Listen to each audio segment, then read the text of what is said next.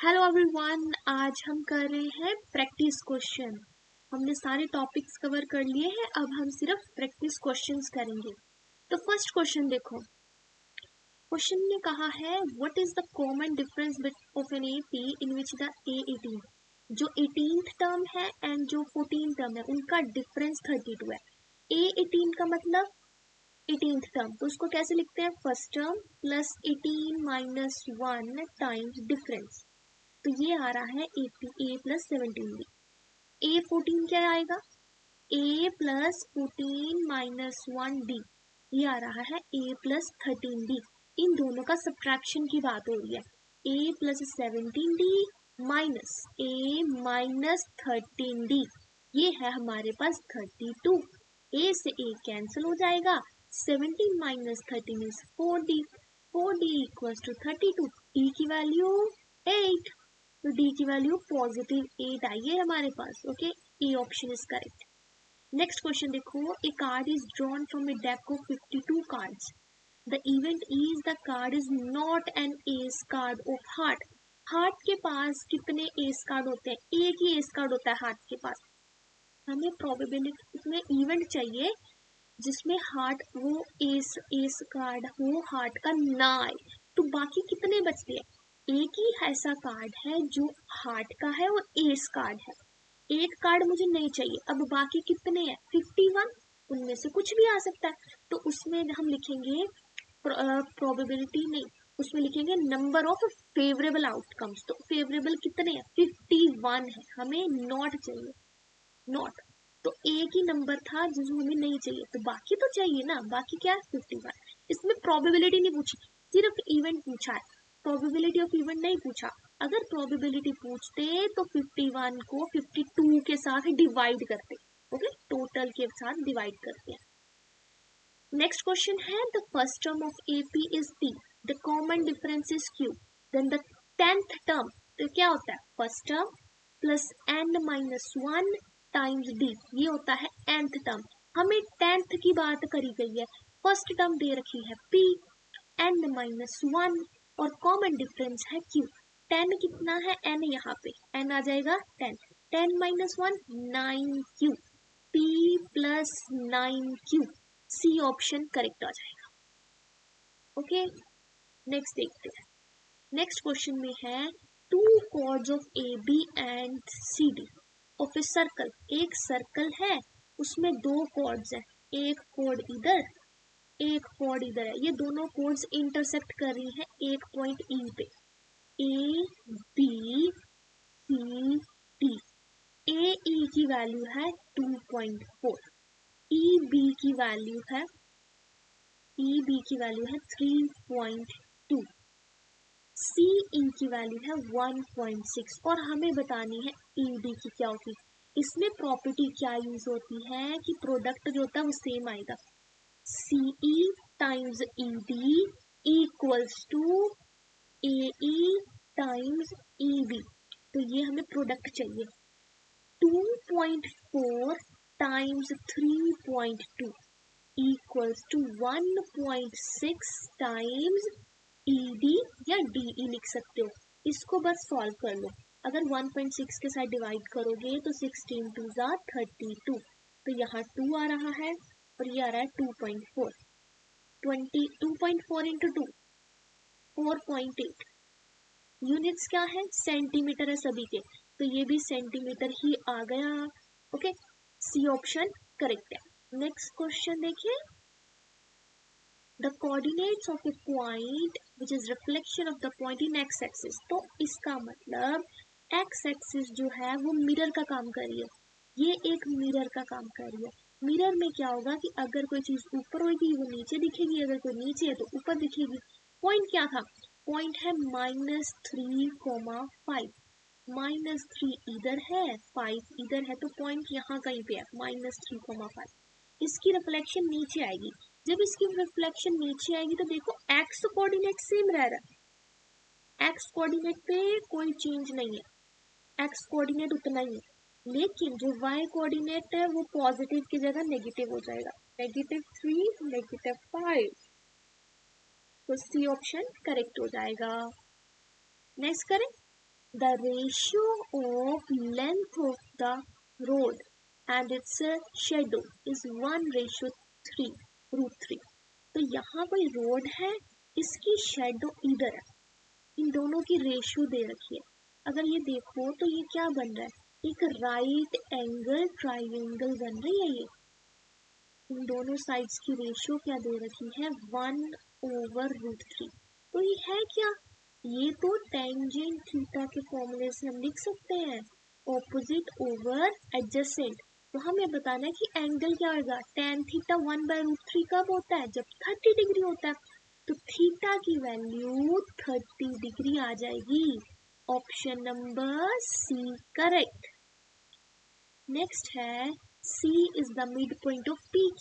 यहाँ पे कोई पॉइंट P है, यहाँ पे पॉइंट Q है, और C जो है इनका मिड पॉइंट है। C क्या है, मिड पॉइंट होगा यहाँ पे कहीं पे। अब कोऑर्डिनेट्स देखो, 4, C के कोऑर्डिनेट्स है y, -1, Q के कोऑर्डिनेट्स है -2, 4। हमें बताना है x एंड y की वैल्यूज क्या आएंगी। तो अगर हम निकाल रहे हैं यहाँ पे कोऑर्डिनेट्स मिड पॉइंट के, वो क्या होते हैं, sum of the x values divide by 2। तो 4 + -2 डिवाइड बाय 2, तो ये आ रहा है 2/2। ये तो 1 आ गया। इसकी वैल्यू है, इसकी फर्स्ट कोऑर्डिनेट की, होता x है लेकिन उन्होंने y दे रखा है, y वेरिएबल दे रखा है। तो इसमें आपकी ये जो y वेरिएबल है, इसकी वैल्यू आई है 1, y वेरिएबल की वैल्यू 1 है। अब नेक्स्ट देखो, इस टर्म को इस टर्म के साथ ऐड करेंगे, x + 4/2 आना क्या चाहिए, ये -1 आना चाहिए।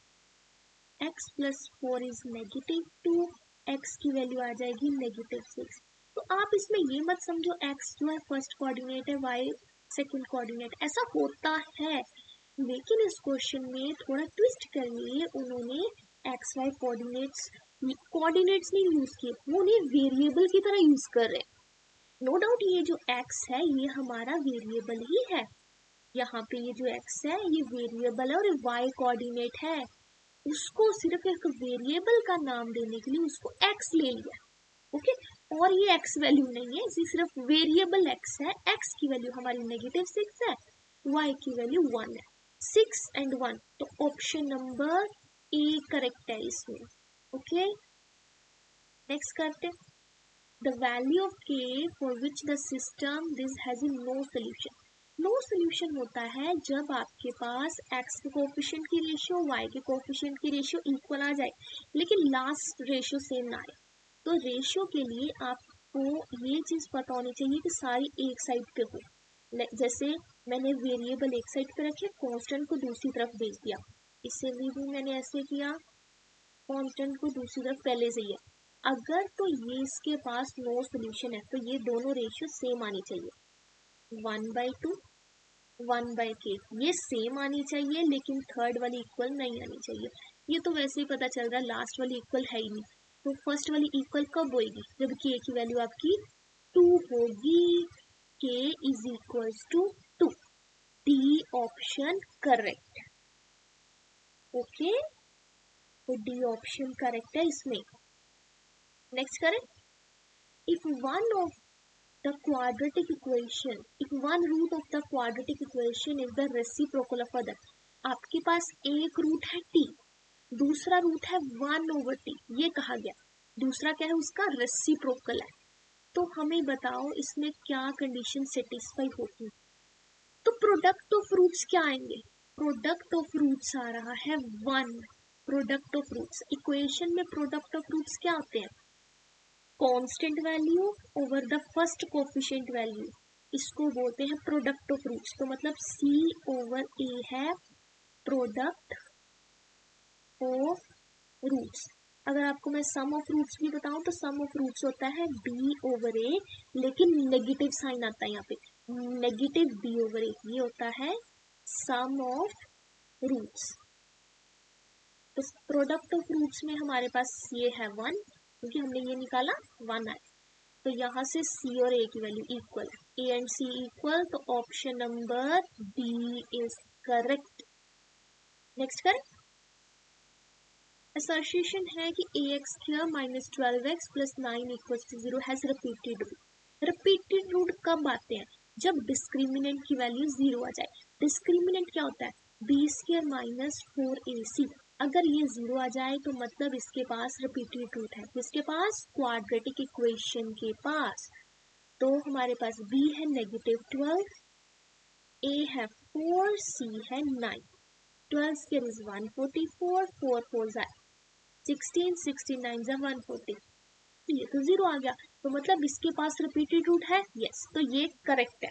अब रीजन क्या दे रखा है? The quadratic equation has a repeated root if discriminant is greater than 0।